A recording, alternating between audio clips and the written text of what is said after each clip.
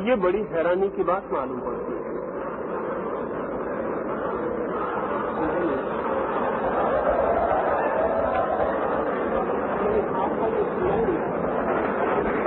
लाओ त्से के संबंध में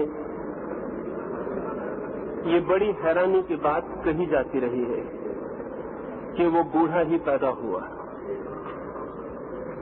इस पर भरोसा आना मुश्किल, मुझे भी भरोसा नहीं और मैं भी नहीं मानता कि कोई आदमी बूढ़ा पैदा हो सकता है। लेकिन जब मैं इस हमारे भारत के लोगों को देखता हूं तो मुझे लाओ त्से की कहानी पर भरोसा आना शुरू हो जाता है। ऐसा मालूम होता है कि हमारे देश में तो सारे लोग बूढ़े ही पैदा होते हैं। मुझे कहा गया है कि युवक और भारत के भविष्य के संबंध में थोड़ी बातें आपसे कहूं तो पहली बात तो मैं ये कहना चाहूंगा, सुनाई नहीं देखकर लाओ त्से की कहानी सच मालूम पड़ने लगती है। इस देश में जैसे हम सब बूढ़े ही पैदा होते हैं। बूढ़े आदमी से मतलब सिर्फ उस आदमी का नहीं है जिसकी उम्र ज्यादा हो जाए, क्योंकि ऐसा भी हो सकता है कि आदमी का शरीर बूढ़ा हो और आत्मा जवान हो, लेकिन इससे उल्टा भी हो सकता है। आदमी का शरीर जवान हो और आत्मा बूढ़ी हो। भारत के पास भी जवानों की कोई कमी नहीं, लेकिन जवान आत्माओं की बहुत कमी है। और जवान आत्मा को बनाने वाले जो तत्व हैं, उनकी बहुत कमी है। चारों ओर युवक दिखाई पड़ते हैं, लेकिन युवक होने के जो बुनियादी आधार हैं, उनका जैसे हमारे पास बिल्कुल अभाव है। मैं कुछ प्राथमिक बातें आपसे कहूं। पहली तो बात, युवक मैं उसे कहता हूं जिसकी नजर भविष्य की ओर होती है, फ्यूचर की ओर होती है, जो फ्यूचर ओरिएंटेड है। और बूढ़ा मैं उस आदमी को कहता हूं जो पास्ट ओरिएंटेड है, जो पीछे की तरफ देखता रहता है। अगर हम बूढ़े आदमी को पकड़ लें तो वो सदा अतीत की स्मृतियों में खोया हुआ मिलेगा। वो पीछे की बातें सोचता हुआ, पीछे के सपने देखता हुआ, पीछे की याददाश्त करता हुआ मिलेगा। बूढ़ा आदमी हमेशा पीछे की तरफ ही देखता है। आगे की तरफ देखने में उसे डर भी लगता है, क्योंकि आगे सिवाय मौत के, सिवाय मरने के और कोई दिखाई बात पड़ती भी नहीं। जवान आदमी भविष्य की तरफ देखता है, और जो कौम भविष्य की तरफ देखती है वो जवान होती है। जो अतीत की तरफ, पीछे की तरफ देखती है वो बूढ़ी हो जाती है। ये हमारा मुल्क सैकड़ों वर्षों से पीछे की तरफ देखने का आदी रहा है। हम सदा ही पीछे की तरफ देखते हैं, जैसे भविष्य है ही नहीं, जैसे कल होने वाला नहीं है। जो बीत गया कल है वही सब कुछ। ये जो हमारी दृष्टि है ये हमें बूढ़ा बना देती है। अगर हम रूस के बच्चों को पूछें तो वे चांद पर मकान बनाने के संबंध में विचार करते मिलेंगे। अगर अमेरिका के बच्चों को पूछें तो वे भी आकाश की यात्रा के लिए उत्सुक हैं। लेकिन अगर हम भारत के बच्चों को पूछें तो भारत के बच्चों के पास भविष्य की कोई भी योजना, भविष्य की कोई कल्पना, भविष्य का कोई भी स्वप्न, भविष्य का कोई उटोपिया नहीं है। और जिस देश के पास भविष्य का कोई उटोपिया न हो, वो देश भीतर से सड़ना शुरू हो जाता है और मर जाता है। भविष्य जिंदा रहने का राज, भविष्य के कारण ही आज हम निर्मित करते हैं, भविष्य के लिए ही आज हम जीते और मरते हैं। जिनके मन में भविष्य की कोई कल्पना खो जाए, उनका भविष्य अंधकारपूर्ण हो जाता है। लेकिन इस मुल्क ने न मालूम किस दुर्भाग्य के क्षण में भविष्य की तरफ देखना बंद करके अतीत की तरफ ही देखना तय कर रखा है। हम अतीत के ग्रंथ पढ़ेंगे, अतीत के महापुरुषों का स्मरण करेंगे, अतीत की सारी बातें हमारे मन में बहुत स्वर्ण की होकर बैठ गई हैं। बुरा नहीं है कि हम अतीत के महापुरुषों को याद करें, लेकिन खतरनाक हो जाता है अगर भविष्य की तरफ देखने में हमारी स्मृति बाधा बन जाए। कार हम चलाते हैं तो पीछे भी लाइट रखने पड़ते हैं, लेकिन अगर किसी गाड़ी में सिर्फ पीछे ही लाइट हो और आगे लाइट हम तोड़ ही डालें तो फिर दुर्घटना के अतिरिक्त और कुछ भी नहीं हो सकता। गाड़ी में भी रियर व्यू मिरर रखना पड़ता है, एक दर्पण रखना पड़ता है जिसमें से पीछे से दिखाई पड़े, लेकिन ड्राइवर को हम पीछे की तरफ मुंह करके नहीं बैठा सकते। अतीत का इतना ही उपयोग है जितना रियर व्यू मिरर का एक कार में उपयोग होता है। पीछे का भी हमें दिखाई पड़ता रहे ये जरूरी है, लेकिन चलना भविष्य में है, बढ़ना आगे है, और अगर भविष्य की तरफ देखने वाली आंखें बंद हो जाएं तो दुर्घटना के अतिरिक्त और कुछ भी नहीं हो सकता। भारत का 2000 साल का इतिहास एक्सीडेंट्स का, दुर्घटनाओं का इतिहास। इन 2000 सालों में हम सिवाय गड्ढों में गिरने के किन्हीं ऊंचाइयों पर नहीं उठे। गुलामी देखी है, गरीबी देखी है, बहुत तरह की दीनता और बहुत तरह की परेशानी देखी है, और आज भी हमारे पास भविष्य की कोई ऐसी योजना नहीं है कि हम ये सोच सकें कि आने वाला कल आज से बेहतर हो सकेगा।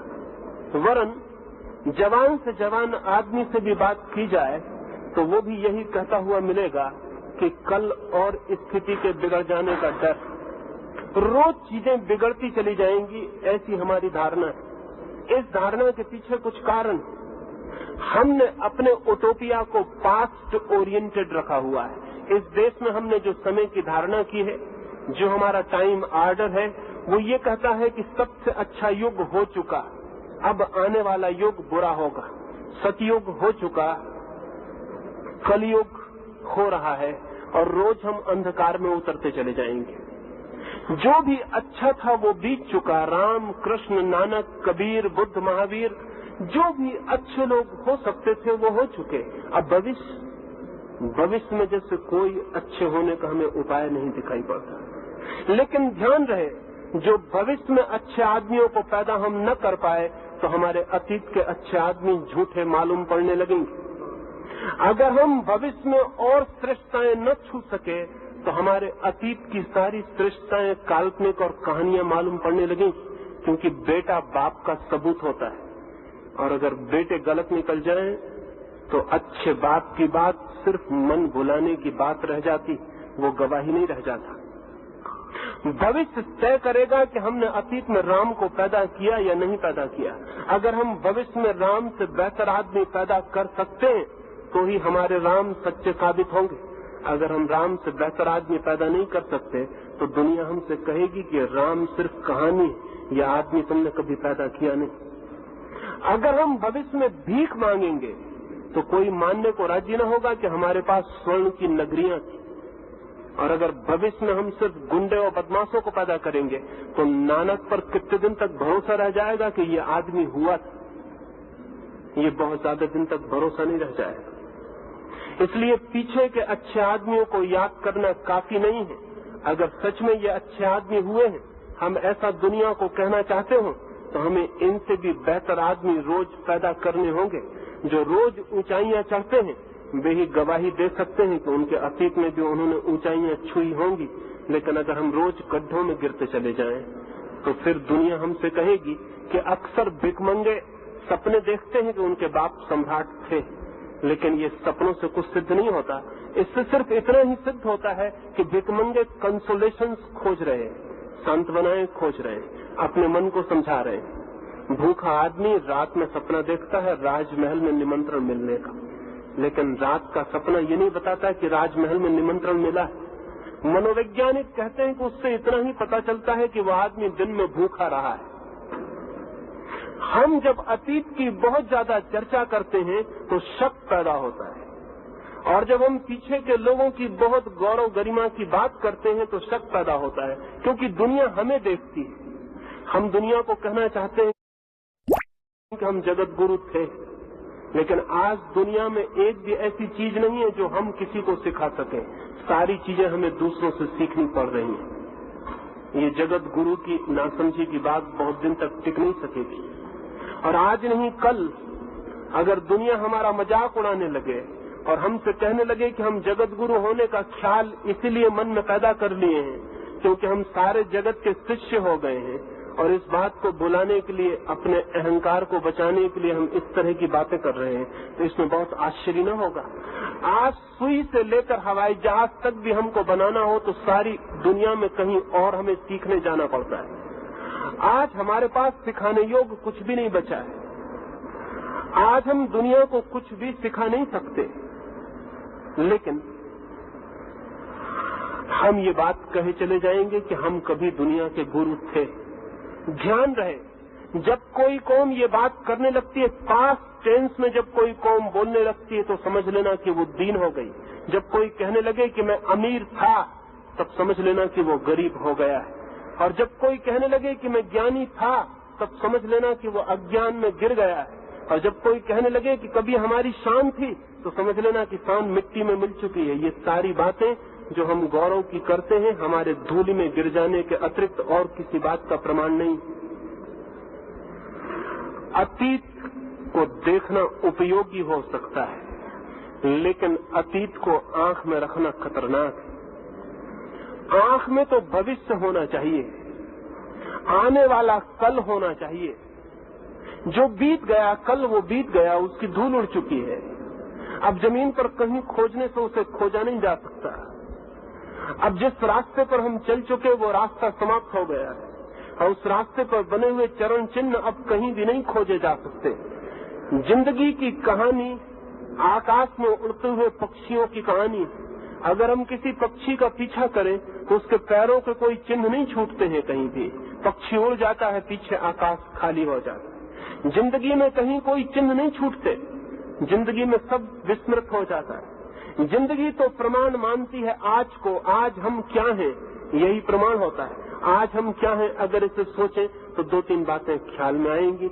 हमसे ज्यादा गरीब आदमी आज पृथ्वी पर दूसरा नहीं, हमसे ज्यादा अशिक्षित कोई कौम नहीं, हमसे ज्यादा अवैज्ञानिक कोई जाति नहीं,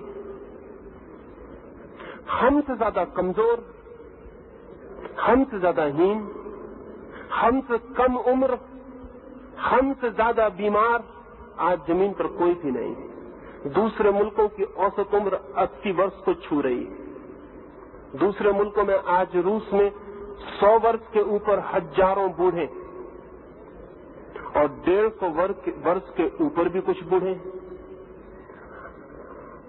सारी दुनिया में गरीबी विदा होने के करीब है, और हमारी गरीबी रोज बढ़ती चली जाती। जब पिछले बार बिहार में अकाल पड़ा, तो मैं एक स्वीडिश मित्र ने मुझे एक पत्र लिखा, और उसने लिखा कि हम अपने बच्चों को समझाने में बहुत असमर्थ हैं कि हिंदुस्तान में लोग भूखे मर रहे हैं। उसने मुझे लिखा कि जब मैं अपने छोटे बच्चे को कहा कि हिंदुस्तान में लोग भूखे मर रहे हैं और करोड़ों लोग भूखे मर जाएंगे, तो उस छोटे बच्चे ने कहा कि क्या उनके पास अगर रोटी नहीं है तो फल भी नहीं?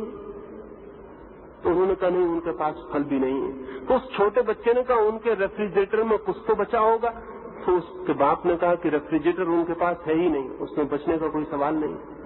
उस बच्चे को समझना मुश्किल हुआ कि कोई कौम ऐसी हो सकती है जहां खाने को भी ना हो।